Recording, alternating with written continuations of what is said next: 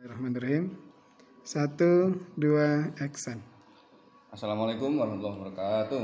Waalaikumsalam warahmatullahi wabarakatuh. Alhamdulillahirrahmanirrahim. Allahumma sholli wa sallim wa barik ala sayyidina Muhammad.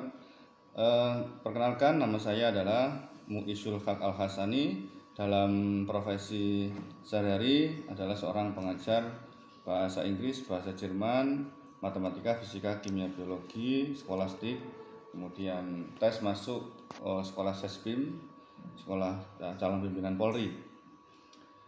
Dan secara studi saya pendidikan terakhir adalah S2, pendidikan bahasa asing. Jadi di situ ada pendidikan dan ilmu bahasa asing. Dalam pendidikan ini saya punya konsep tentang pendidikan itu sendiri, dan alhamdulillah kemarin ide saya dilombakan di Turki, konsep pendidikan Islam di era modern, dan alhamdulillah juara 1 sedunia. Sehingga konsep pendidikan yang saya bawa dari saya studi di S2 kemudian saya tampilkan di esai itu sangat bermanfaat sekali. Dan ini alhamdulillah ada sebuah sekolah yang keren namanya Manarul Quran, atau saya pahami sebagai banyaknya sinar dari Al-Quran, sinar yang manfaat, berkah. Nah, saya melihat pesantren Manarul Quran ini secara awal adalah sesuatu yang luar biasa, tetapi belum terlalu melihatnya. Dan ketika tadi malam saya mencoba untuk dialog dengan seluruh santriwati dan melihat ruangan hallnya, ternyata para santriwati ini memiliki, kalau dalam istilah studi S2 itu self esteem atau KD, kelayakan diri. Self esteem, kelayakan dirinya lebih tinggi daripada mohon maaf SMA Negeri 1 misalnya, atau saya jangan disebarluaskan ya informasi ini. Jadi dia lebih higher potential. Hanya saja ada beberapa hal yang harus kita sampaikan ke mereka untuk lebih memaksimalkan potensi yang mereka miliki. Nah, kemudian saya merumuskan sebuah grand plan dan roadmap untuk pesantren ini. Saya menyebutnya pesantren tahfidz dan sains Manarul Quran, grand plan dan roadmap untuk SMP dan SMA-nya. Kenapa saya mengatakan tahfidz dan sains? Karena Al-Quran ini kitabnya isinya juga mengandung sains, dan sains ini diaplikasikan di SMP SMA ini. Ada matematika, fisika, kimia, biologi.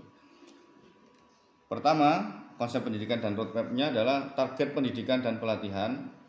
Target pendidikan dan pelatihan ini terdiri atas 3 target, yaitu spiritual, kecerdasan otak, dan kemampuan dakwah material. Spiritual berisi tahfidz, tafsir, kemudian ilmu adinul Islam, yaitu iman, Islam, ihsan, tauhid, fikih, akidah. Kemudian kecerdasan otak ada kognitif, psikomotor, afektif. Kemudian yang ketiga adalah ada dakwah material, yaitu ilmu tentang teknologi terbaru, apa yang dikuasai Amerika, Rusia, Cina, Perancis. Kemudian sains terbaru, kemudian tafsir Al-Quran di era 5.0. Kemudian yang kedua adalah subjek pendidikan dan pelatihan. Subjek pendidikan dan pelatihan ini adalah pelajarannya.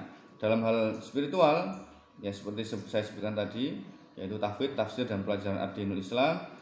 Dan hal ini adalah diadakan pada saat jam pondok pesantren di sini yang sudah berlangsung. Kemudian ada tim asatidz yang akan kita kembali lagi lihat apa kelebihan dan apa yang mungkin bisa ditingkatkan. Kemudian kognitif adalah matematika, IPA, fisika, kimia, biologi, bahasa Inggris, bahasa Arab, pendidikan adinul Islam. Kemudian PKN, bahasa Indonesia, bahasa Jawa, dan seluruh pelajaran sekolah. Dan ini adalah kognitif, ini pelajaran SMP dan SMA. Selanjutnya adalah psikomotorik. Psikomotorik ini otak yang sisi kedua, ya, sesuatu yang harus dilatih. Psikomotorik ini terdiri atas skolastik. Skolastik itu sekarang tes untuk masuk UTBK. Jadi UTBK masuk kedokteran, masuk militer, sekarang menggunakan tes skolastik. Kemudian ada UH, tryout. Jadi kalau biasanya sekolah itu langsung ada UTS, OS, maka sekolah ini sore punya ekstrakurikuler namanya tryout UH, tryout UTS, tryout OAS, sehingga siswa tidak kaget ketika tes. Dan kalaupun ada kekurangan yang mereka belum paham atau guru belum menjelaskan, dari tryout itu kita akan tahu, punya catatan, harus perdalam lagi bab ini, bab ini, bab ini. Nah, ini kegiatannya adalah sore hari. Kemudian kita tambahkan ada esai competition di wilayah psikomotorik ini. esai competition nasional dan internasional, lalu LKTI, lalu olahraga. Olahraga ini hanya sekedar sport bermain saja, tidak untuk spesialisasi ke lomba-lomba. Dan ini ada tim yang harus dibentuk, yaitu tim kurikulum yang dibentuk, yang saya amati kelebihan dan apa yang bisa ditingkatkan. Selanjutnya adalah dakwah material. Dakwah material ini yang saya benari yaitu seminar teknologi terbaru, sains terbaru, tafsir Al-Quran era 5.0. Ini kegiatannya malam hari sebelum belajar dan dilakukan oleh tim asatid, sehingga asatid nanti akan kita ajak sama-sama diskusi materinya apa. Kenapa ada dakwah material? Karena siswa harus memiliki kemampuan dan semangat untuk memajukan umat Islam, tidak hanya pandai tapi juga bermanfaat bagi umat Islam. Punya semangat, karena hampir semua orang selain maksudnya agama lain ya, itu mereka semangat sekali memajukan agamanya. Jadi banyak perusahaan-perusahaan yang saling support dengan agamanya. Maka orang Islam tidak boleh berjalan sendiri-sendiri. Kita harus punya semangat untuk memajukan Islam. Nomor 3 adalah manajemen pendidik dan sekolah. Nah, ini ada 4 aspek. Yang pertama adalah kita ajak untuk taqarrub ilallah. Artinya pagi hari kita mulai jam 6, yang para ustadz yang bisa dan didorong untuk semuanya datang jam 6 kecuali yang izin ya.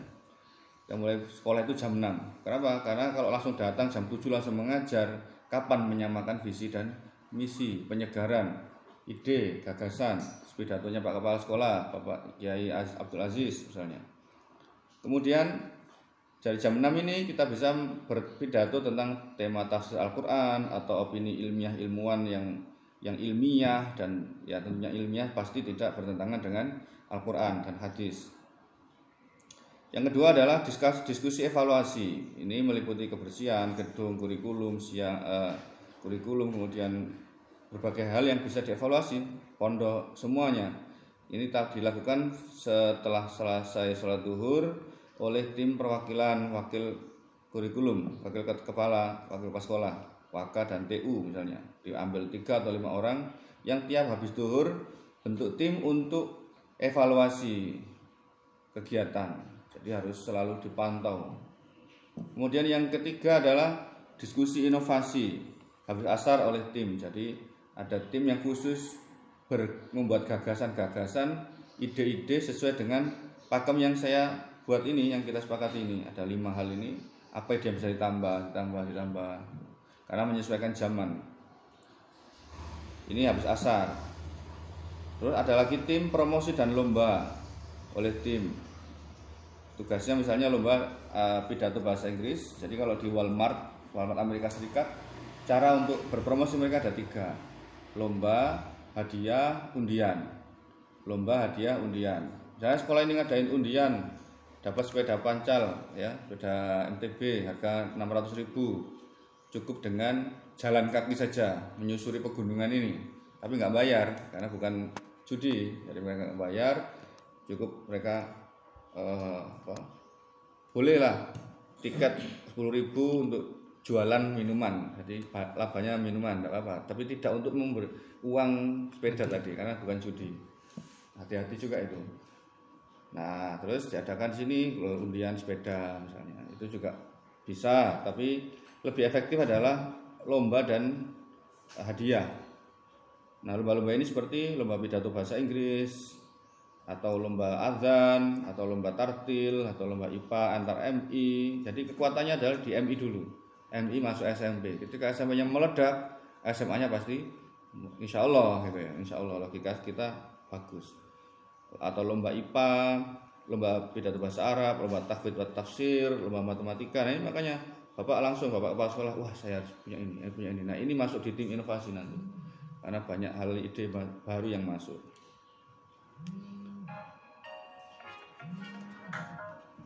Nah, lalu ada namanya lomba, tim lomba ya. Terus ada tim hadiah.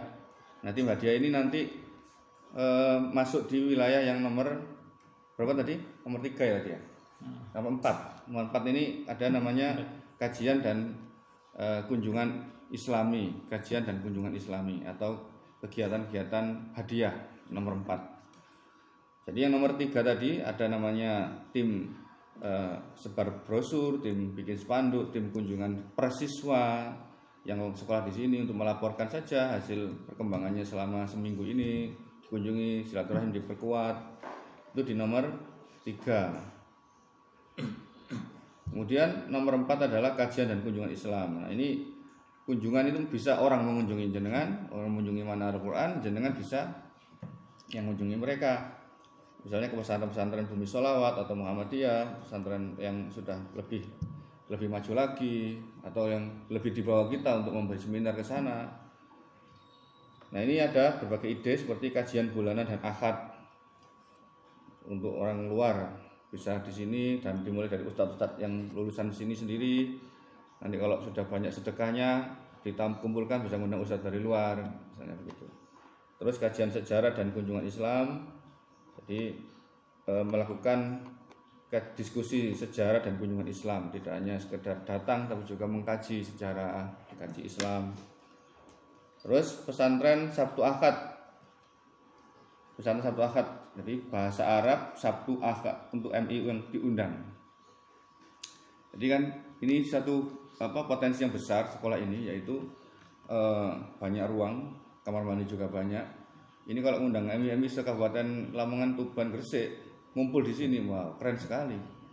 Kalau di SMA 1 Lamongan, SMA 1 Kota Lamongan itu ngundang SD MI Paskibra. Waktu itu Lamongan aja udah keren sekali. Nah, bayangkan kalau ada Sabtu Ahad, Pak, pesantren bahasa Arab. Dengan sedekah minuman aja, sedekah susu stroberi, susu kambing yang ada rasa disukai anak misalnya. Itu aja sedekahnya. Makan mereka beli sendiri, tapi tempat tinggal kita sediakan, minuman kita sediakan. Nah, insya Allah akan banyak yang berminat maju ke SMP. Jadi ini kegiatan ngajar bahasa Arab, lalu bisa juga MTS undangan diundang, MTS SMA SMP diundang ke sini untuk kegiatan kajian itu persiapan tes masuk SMA. Misalnya SMA Taruna Nusantara, Taruna Nala, dilatih LBB di sini untuk persiapan masuk SMA. Kasih satu waktu nginep 3 hari di sini. Tunjukkan bahwa jenengan mengajarkan itu. Terus yang keempat, kerja bersih-bersih berseragam Manarul Quran. Dengan bersih-bersih mereka pakai baju, itu juga sebuah promosi yang sangat bagus. Kemudian undangan bimbel tes SMP ya tadi ya. Nah, ini memerlukan tim inovasi. Oke, nomor 5 adalah pengenalan bakat siswa. Pengenalan bakat siswa ini ada tes TPS dan analisis bakat siswa secara semiotika. Nah, analisis bakat tadi malam sudah kita coba lakukan dan alhamdulillah bakat anak-anak insya Allah semuanya universitas negeri. Semuanya. Betul. Jadi ada yang berbakat di akuntansi, ada di teknik desain UNESA. Ini kalau sesuai bakat dan sesuai kapasitas universitasnya, insya Allah dengan mudah Allah beri masuk. Dan anak-anak kayaknya yang kurang mampu untuk S1 itu sedikit, yang mampu lebih banyak. Yang tidak mampu, kita punya akses dengan orang-orang dari Tarbiyah, PKS, itu ada universitas yang gratis di Jakarta. Atau tidak punya info S1 yang gratis di mana. Kemudian roadmap kegiatan, jadi tanggal mulai project ini rencana saya adalah 15 Februari 2023 sampai 15 Januari yang untuk periode pertama ya, 2024. Nanti mudah-mudahan bisa dilanjutkan lagi tahun berikutnya.